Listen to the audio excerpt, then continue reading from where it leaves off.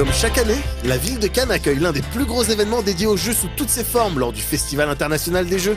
Cette fois-ci, lors de sa 30e édition, on a pu retrouver comme d'habitude un espace dédié aux jeux vidéo ainsi qu'aux jeux traditionnels. Mais la majeure partie du salon restait consacrée aux jeux de plateau modernes. Avec quasiment tous les acteurs du marché présents à cette occasion, il permet au public de s'essayer gratuitement à toutes les nouveautés du jeu de plateau et de rencontrer leurs auteurs et illustrateurs. Pour conseiller le grand public sur les jeux à ne pas louper, le prix de l'As d'Or vient récompenser chaque année les meilleures créations ludiques. Une grande cérémonie a lieu la veille de l'ouverture du festival afin de décerner un prix pour 3 catégories bien distinctes. Le prix As d'Or Enfant met en valeur un jeu adapté aux plus jeunes mais également à même de séduire les parents. Cette année, c'est Maître Renard qui a remporté ce prix, mais laissons son éditeur nous en apprendre un peu plus sur ce jeu. Alors Maître Renard, c'est un jeu de rapidité et de reconnaissance tactile, puisque tous les joueurs vont jouer avec un masque couvrant la vue et vont devoir récupérer des objets dans la boîte de jeu, les objets correspondant à des missions qui sont confiées par Maître Renard. Et ces missions, c'est de récupérer plusieurs objets qui sont des butins, qui ont des formes différentes, parfois des formes très proches, parfois des formes très éloignées. Et il va falloir tous en même temps, avec le masque, récupérer ces objets le plus rapidement possible. Le premier qui pense avoir les bons objets dit stop, on arrête de jouer et on compte les points. Et celui qui a le plus de points au bout des 7 ou 8 tours que dure le jeu deviendra le nouveau Maître Renard.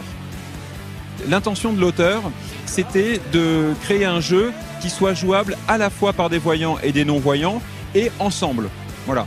Et à partir de cette intention, de cette volonté, il a créé la mécanique de jeu de Maître Renard. Et donc aujourd'hui, Maître Renard est devenu un jeu familial, tout public, pour enfants, pour adultes. Mais il conserve encore cette intention initiale puisqu'il est joué dans de nombreuses associations qui jouent avec des publics non-voyants ou malvoyants. On change de catégorie maintenant. Mais oui, c'est fini pour les enfants. Là, on est passé du coup l'As d'Or jeu de l'année, catégorie expert. Les jeux pour enfants ne sont pas les seuls à être récompensés. Les joueurs expérimentés ont également leurs représentants, avec pour nominer 3 titres phares de 2015 pour l'As d'Or du jeu expert. Avec tout d'abord Seven Wonders Duel, la version 2 joueurs du jeu d'Antoine Boza ayant déjà remporté l'As d'Or en 2011. Time Stories de Manuel Rozoy, à la croisée du jeu de rôle et du jeu de plateau dont les scénarios, présentés sous forme de deck de cartes, ne sont jouables qu'une seule fois. Et pour gagnant, Pandemic Legacy édité par Philosophia, qui est une version alternative du jeu coopératif Pandemic qui se joue en saison, un peu à la manière d'une série télé. Pandemic Legacy, c'est un jeu tiré de Pandémie.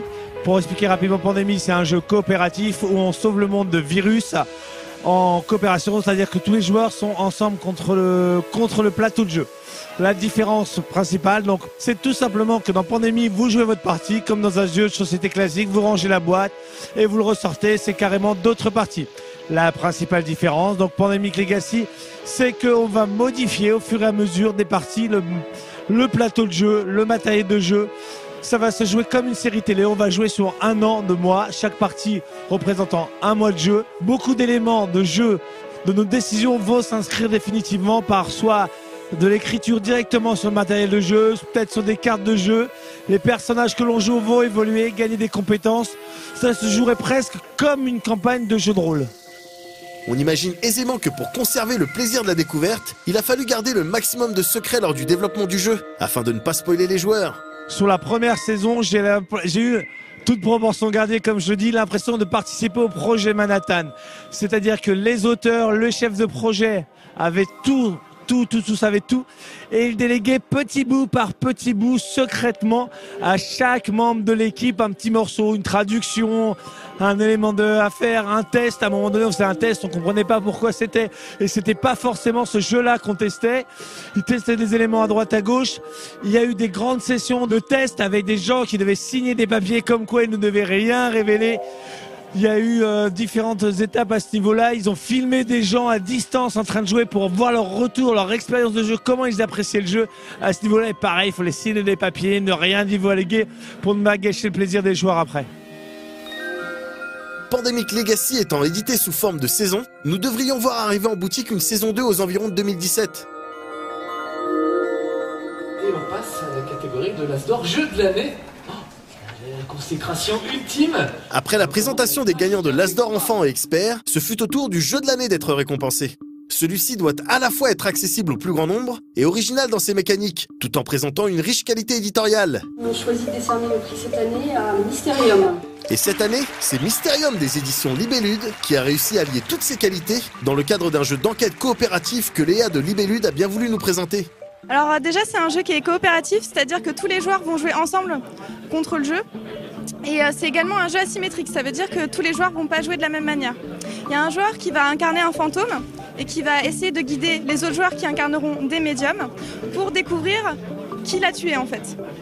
Et pour communiquer avec les médiums, il va se servir de cartes vision qui ressemblent à des cartes de Dixit. Et en fait, les médiums vont devoir interpréter ces images, faire des associations d'idées pour découvrir la vérité en fait. Donc c'est aussi un jeu d'enquête. Ce jeu d'origine ukrainienne avait d'abord été édité par iGames dans son propre pays, avant d'être proposé aux éditions Libellude pour toucher un marché plus international. L'occasion pour l'éditeur d'apporter quelques modifications au jeu originel.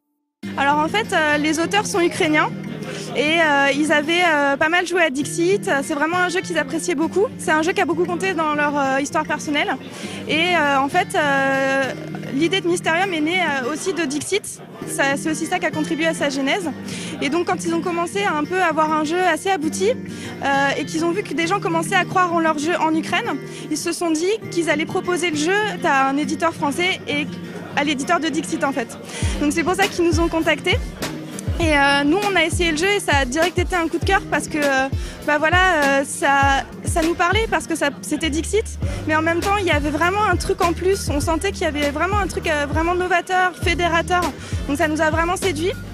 On a choisi de garder le jeu un peu en développement chez nous parce qu'on se disait que on voulait un peu aussi faire les choses à notre sauce parce que c'était vraiment un jeu qui nous tenait à cœur, avec l'accord des auteurs bien sûr. Et donc du coup c'est comme ça que Mysterium est né. On a continué le travail d'édition pendant à peu près 2 ans. Alors il y a eu 2 types de changements. Il y a eu des changements d'ordre esthétique. Donc on a refait une partie des illustrations. On a aussi gardé une partie des anciennes illustrations du coup. Donc, ce qui fait que le jeu a 2 illustrateurs. Et on a également fait des changements au niveau de la mécanique. La mécanique de base donc, a toujours été celle de l'association d'idées, voilà, de deviner.